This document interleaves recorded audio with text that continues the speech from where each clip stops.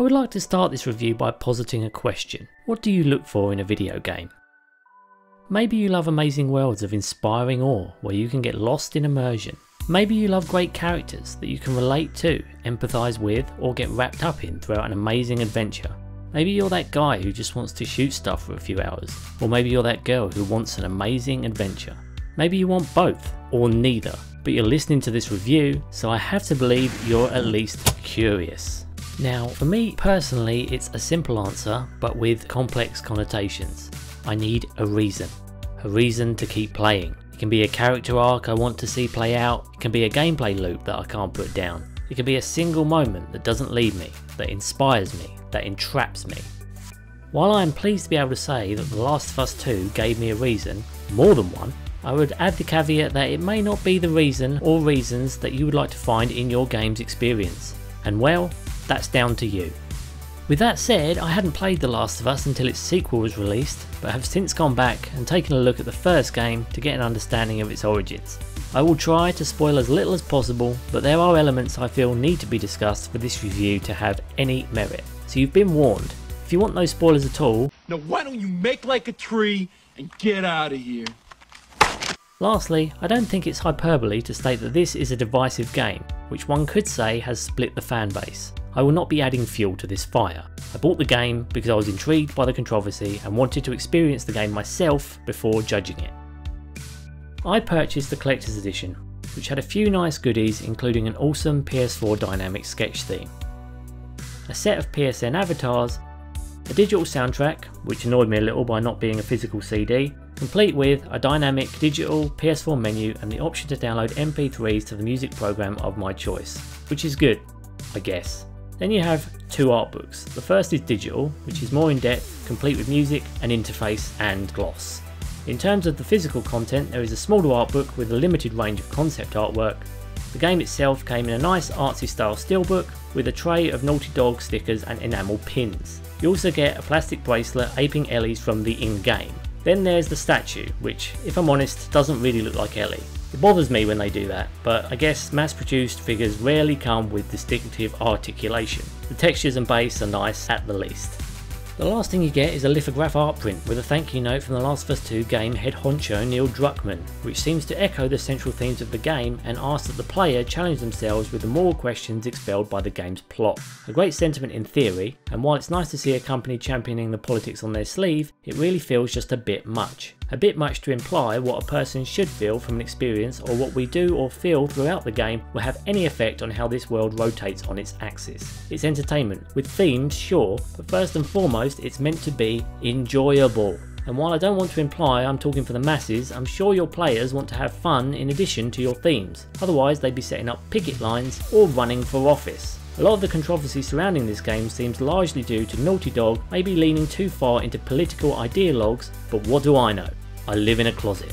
I can't speak to the reception The Last of Us 2 has received by the mainstream media, or biases if any. Politics is a tricky one, but Jim Sterling is right when he says, many games, whether intentional or not, make political statements. It's in games because people make games, and people, no matter how many, are political. Glancing over my small audience, let me just say to anyone out there who's calling this game garbage without actually playing it, seriously, just play it, and then make your decision. It's a game at the end of the day, and gamer boycotts rarely work out.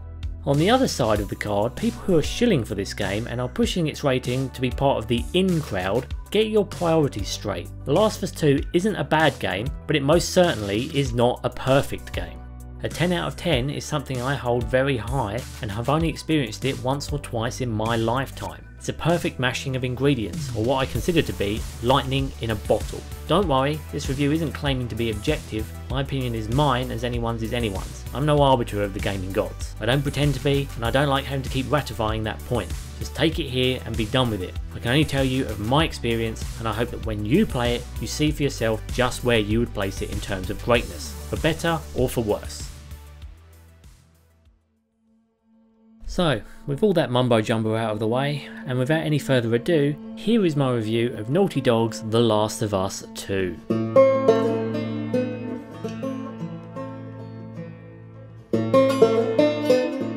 If you If you take anything away from this game, it should be the story, a drama surrounding two protagonists in an unforgiving world on a collision course. I could brag about the tense stealth-based combat, I could fawn over the game's lush overgrown cityscape on the verge of reclamation, but in my own personal sick and twisted way, they didn't feel as impactful or as meaningful as the dark tale that is peppered throughout this 20+ hour adventure. Now, first let me warn you, this game isn't for the faint of heart. It's long and winding, descending deeper and deeper, crescendoing in an outburst of grief and rage. It walks a line that I feel is somewhat unrepresented in modern media, or at least less represented since Disney started enveloping more entertainment into its protective bubble. If you're like me and have been yearning for a narrative that has shades of grey, something that feels intense with stakes and consequences, then give this game a try. I think you will be pleasantly surprised.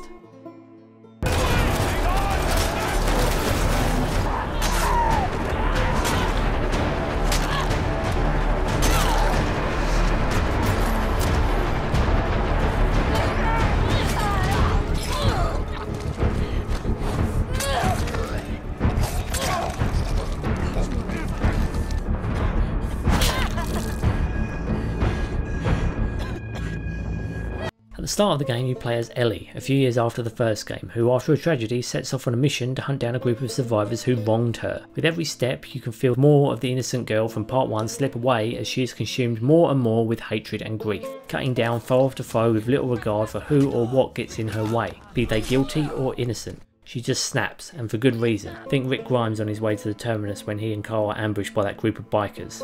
You know the scene. Let him go.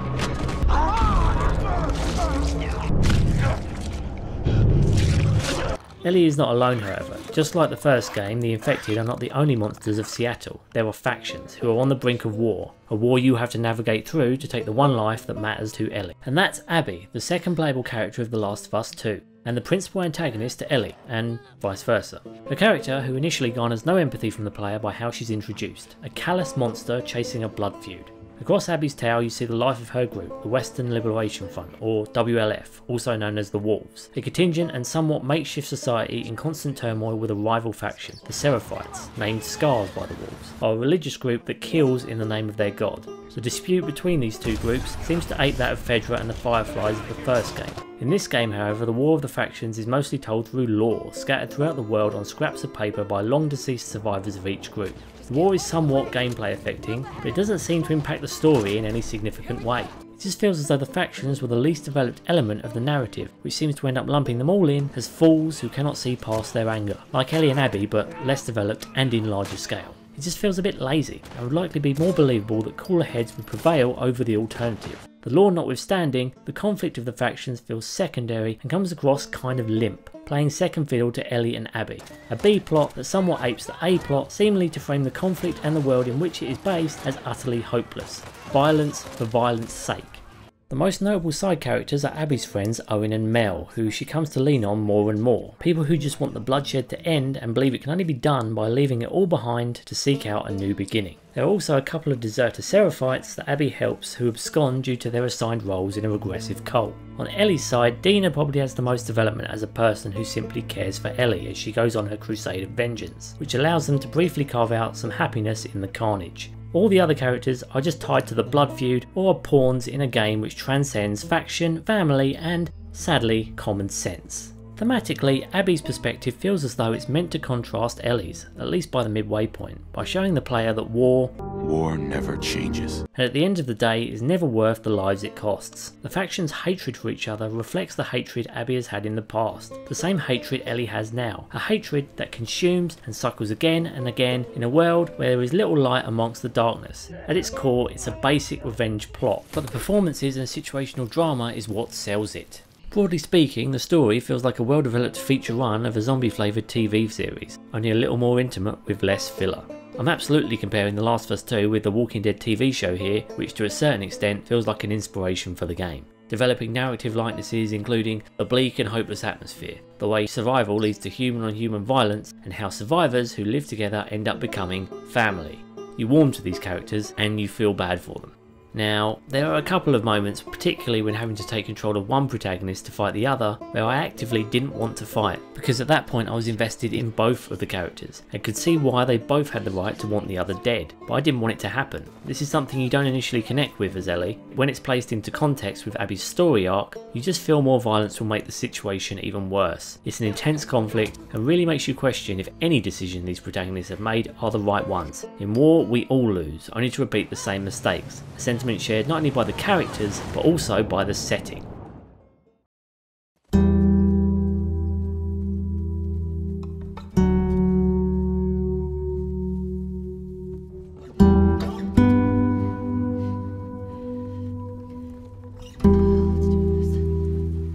The Last of Us 2's Seattle is one of decay, which starts very lush, beautiful and open, but as the story deepens it becomes damp, destroyed and confined, from the stunning entryway of downtown Seattle to the confined bowels of a Seattle hospital, ground zero for the outbreak. Naughty Dog once again show off their love of environmental and elemental splendour, and what a sight it is. It's probably one of the most beautiful games I've ever seen.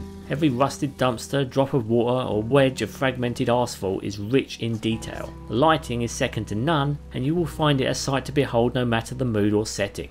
Every reflection, refraction and highlight is dilapidated and never perfectly finished. It feels as though everything is imperfect to emphasise realism and the bleak world in which the game is set. Textures look and feel executed to a high aesthetic standard, with amazing surface detail that takes on the attributes of climate and weather conditions, with snow falling on the upper extremities of characters in winter seasons and lower extremities turning damp with rain and gore. When I first entered Seattle, I remember stopping for a moment to look not only at the leaves and light glimmering before me, but how amazing Ellie's jeans looked. How her backpack had wear that felt earned and not placed. As I walked my horse forward through the god rays of this overgrown Eden, I was just moving the camera around because it looked beautiful. I still don't see how it gets better. The world just feels alive, if a bit restrictive in terms of linearity. Upon entering downtown Seattle, the world briefly opens up, letting the player explore a small open world section, which fills out the characters and the setting overall. One particular part of note for me was the music store, which leads to an acoustic cover of a classic which will hit any fan of 80s pop music. Yeah, it really is that good. Sadly, beyond this opening section, the game really doesn't like to tread old ground and locks progress to a forward momentum by closing up pathways as you move through them. It's a shame, because this is how I would do an open world zombie game, and while disheartening, it's not a deal breaker. All in all, The Last of Us 2's setting and progression are both executed amazingly, with stunning detail retaining the illusion of a depressed Seattle throughout, with far-reaching vistas and overgrown beauty. Now I know the cynics among you will turn your nose up at these revelations. I know, because I would too. Graphics is something I especially feel is reaching the apex of its quality level, but I personally don't see how graphics get better than this, and that includes next generation consoles. With that said, let's look under the hood.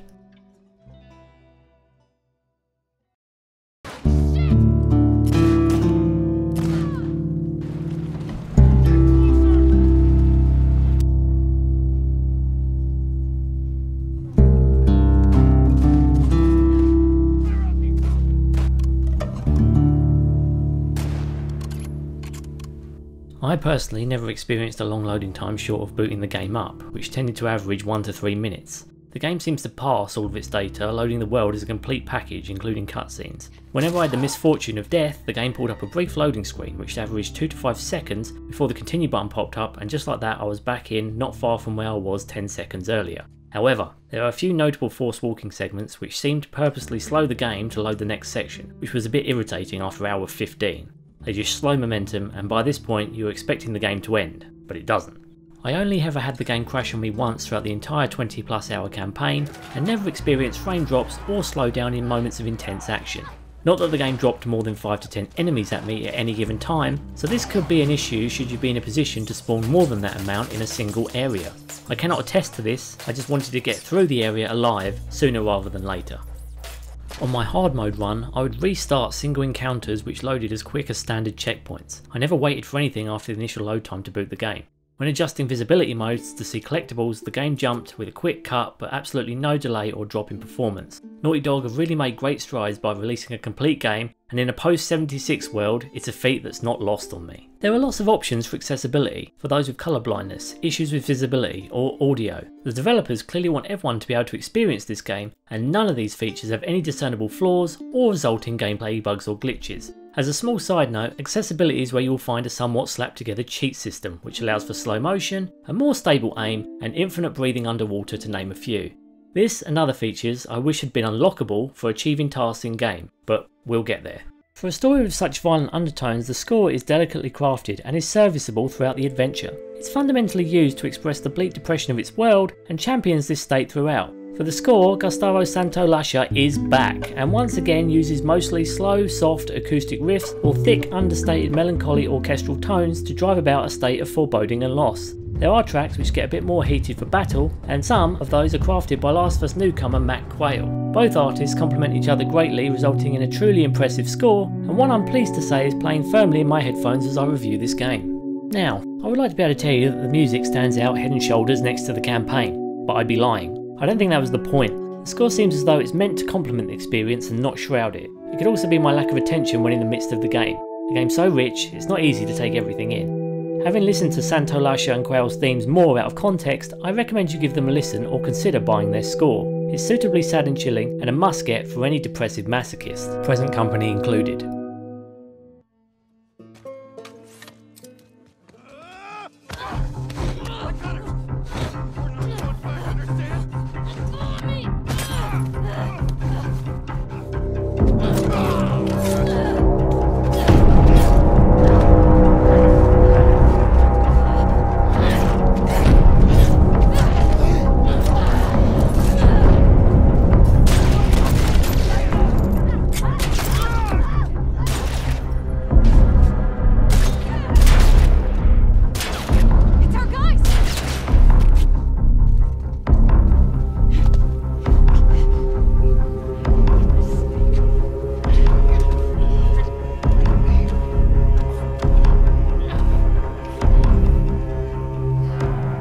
Okay, now before I get into gameplay, I would like to start by first talking about the bits I really liked, and then move on to the bits I liked less, and less, and less. First, a bit of backstory on me. I'm an animator by trade. I haven't worked in the games industry, but I regularly make animation using motion graphics, 2D Cell Classic and 3D Graph. I have a first class honours degree on the subject, and I've made a course teaching the fundamentals of 2D animation. So I know the topic pretty well, not to toot my own horn too much. I bring this up because I know any motion, even motion capture, isn't as simple as sticking dots on a person and loading it onto a 3D model. It usually has to be tweaked and exaggerated to feel alive, because without exaggeration an action feels lifeless, even if it's exactly what the recorded person does. Life in terms of motion isn't engaging. Simply put, it has to be made so.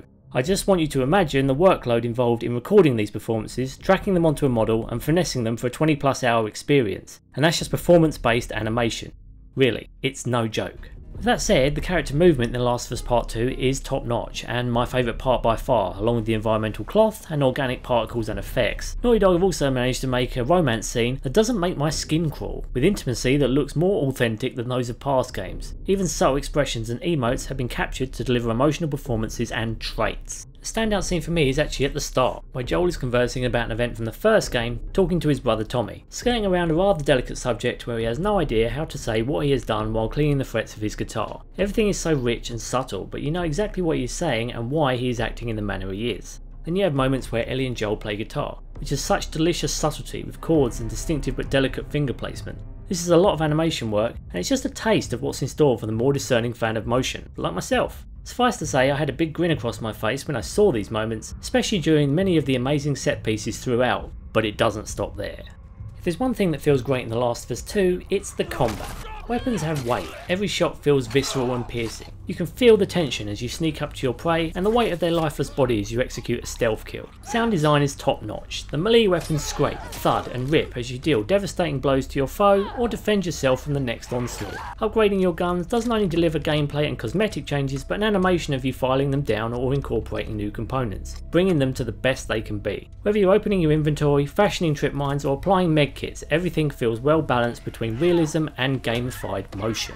Now, hold your horses, I hear you say. What is gamified motion? It's a term I use to describe realistic game action being filed down to make it functional or game fitting. Gamified motion breaks realism, or realistic motion. Imagine a character jumping in a game. They will usually jump immediately up in the air when you press the button, but that's technically not realistic. You have to bend over before jumping to give yourself momentum, the anticipation of the jump. Animators have to strike a balance between things being too animated to the point that the player doesn't experience a delay between actions for an immediate response from the controller to the protagonist. It's not an easy thing to get right, especially when striving for realism. It often gets lost, but here it feels great. In certain places.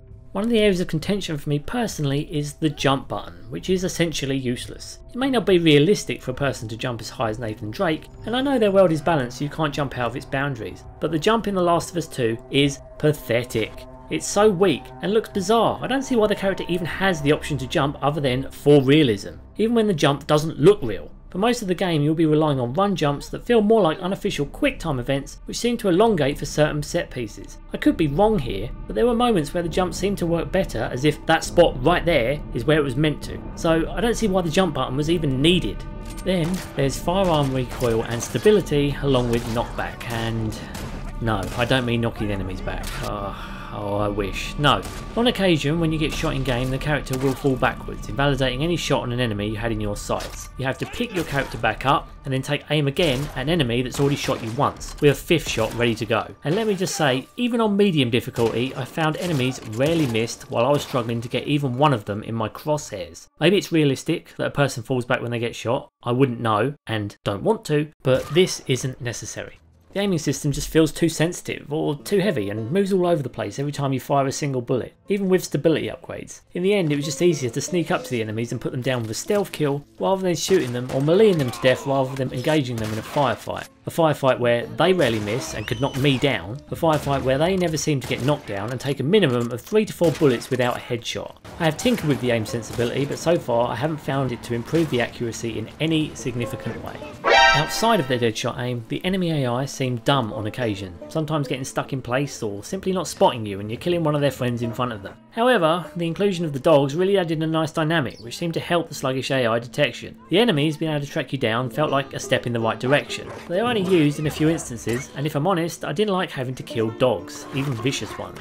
When you come to fight the Seraphites, they have a whistling system, which they use to alert each other, but this didn't seem to change up their pathing or improve their perception. It just alerted them without requiring the discovery of a corpse. I'd kill one and another would appear, rinse repeat. The infected are just as dumb, but like the last game they have their quirks. A good example is clickers being able to hear well but not see. Things become a bit more interesting later on with hunter type infected that chase the player from the shadows, but they are less of a threat than clickers, a level above the standard runner infected. I only found them to be a real threat when I was attacked by multiple at once. There are a couple of boss fights, but they feel almost tilted to assist the player with an abundance of time checkpoints, as to not send the player back too far upon death. If I'm honest, the game's checkpoint system in its entirety is very generous, seemingly saving frequently on the more difficult fights or waves. As a player of Souls-like games, I was initially appreciative of this trait, but cannot attest to how it works on higher difficulties or if you can turn it off altogether. While I liked that the game gave me checkpoints often, the sadist within me wanted the game to make me do the entire fight area again. I know, Dark Souls has ruined me. Now, I know what you're thinking. Wow, so you really didn't like the gameplay then? That's a tricky one to answer, but it's not entirely true. I love the world and how the game is balanced, but my favourite thing by far is the weight of objects. When I play games like Borderlands, Breath of the Wild, or Dead Rising, things just don't feel like they have ample weight and thus don't feel imposing or realistic. I've just always felt weapons with weight give them more value, like the bigger one sword in Ocarina, or the Mulcher in Gears. Weapons without weight just feel like they're made of Lego, and that's usually the point because games with light weapons are usually meant to have a light, fun aesthetic. Weapons in The Last of Us 2 feel heavy and imposing and vicious. I love how it looks, how the camera adjusts and wobbles when you hit someone with a pipe. I really enjoy the stealth and the melee combat. I just feel they made a few questionable choices with ranged weapons balancing, which in addition to knockback are outright annoying. I don't know if it was added for realism or if the developers meant for me to lay on the floor and shoot back at my foes. I've only ever found knockback to take me out of the fight, thereby requiring me to have to put myself right back in it, which would inevitably lead to me taking a few more shots because I would have to aim on an alerted enemy a second time with a very sensitive reticle, each shot staggering me again and again the more time I took. Then there's the game's length, which has been covered by a number of reviewers, and well, if it wasn't for the rich performances of the game's cast, I would totally agree with their viewpoint. Every time I thought the game was close to ending, it pulled out another chapter, which in terms of the story was great. But then you consider how slow you have to move through certain sections of the game, with flashbacks and forced walking segments. Then you throw the length of the wasteland on top of that with the pace the protagonist walks when sneaking and exploring. It's just too long. If the story were not as engaging and the melee and craft based weapons were not enjoyable to use, I probably wouldn't have even bothered completing this game. It's a grind that goes beyond any logical ending point and feels as though it's a long game because, drumroll please, there is no real replay value. And sadly this is where things really fall apart. While the original game had a few cosmetic unlocks and a good reason to go back to the experience, I was sad to find there's no real reason to go back to The Last of Us 2. Not unless you are a trophy hunter, which I am not. I just wanted a reason to do the high difficulties, a reason to go through the experience again, and there just isn't one. The only unlockables are concept art and 3D models. No skins or gameplay impacting features, in a game where there are lots of cool character skins across multiple chapters. There are no plans to add any significant DLC outside of a predictable dull as dishwater multiplayer component, something I've never cared for as a solo player. I'd hoped to experience a replay model similar to that of Capcom's Resident Evil series, which rewards speedruns and ranks with gun and cheat unlocks. I just needed an excuse to play again because the story was the big draw, and when that's done, nothing. I need something else to justify a second run, but there isn't one. There isn't a reason. I would have taken anything, gameplay impacting or cosmetic, a reason beyond the initial experience. I feel I know why these additions are not here. It's because game affecting rewards have been relegated as something to be charged for and not unlocked or earned. Rewarding the player no longer cuts it, and why would it as a game that isn't meant to be fun? Forgive me for being petty here, but this is largely what keeps the game from reaching the upper echelons of that illustrious great game renown, at least in my case. My ultimate recommendation is that you play this game to experience it as one of the more richer and intense gaming adventures. The story and performances are touching and heart-wrenching. For most, I imagine 20 plus hours will be a bit too draining for any campaign, especially those who have no interest in the story-based components. The gameplay is fun when playing in stealth, melee and in all of the action-based set pieces. There are moments where you feel like a female Rambo leaving bodies in your wake. The world, sound design, score, hell, every ingredient is here. In truth, I wanted to play more to get better at the game, to see if I could improve at their shaky gun combat. They just needed to give me a reason to dive back in. I just can't find one. Looking back, there's exactly one moment where I felt completely in control and absolutely badass, which sadly didn't happen until right near the end of the game.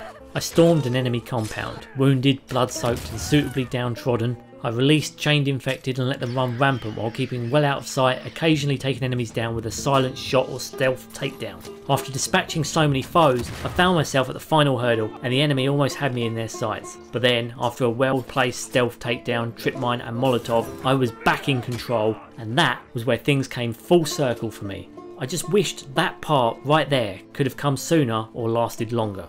The only thing to do after that was restart the game. I just didn't see the point. You see, for me, a game isn't great by being able to capture the player for a single run. It's a game that gets you to do multiple runs, and this story isn't enough. Concept art and a multiplayer edition down the road doesn't cut it. Sorry Naughty Dog. This is a great experience for the 20 to 30 hour duration, but people are quite right when they say it could be 10 hours, or 15 even. If you cut a third off this game and gave me some post-game content or unlocks, this would be something I could put in the upper tier of my game's experiences. But it isn't. I have played the game a few times since completing it, but find myself running out of reasons to boot it up for another session. And that's such a shame because they really have something here. I really enjoyed it for as long as it lasted. But now what?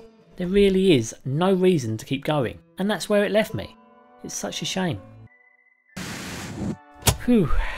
Thank you for watching, guys. Please like and subscribe if you liked my review. I realise this is late. Apologies for that. I kind of got carried away with editing. I had a lot of fun making this review, and we'll probably be cracking out more in months/years to come, I don't know. Please make me aware if I have made any mistakes. I'm kind of new to this kind of thing.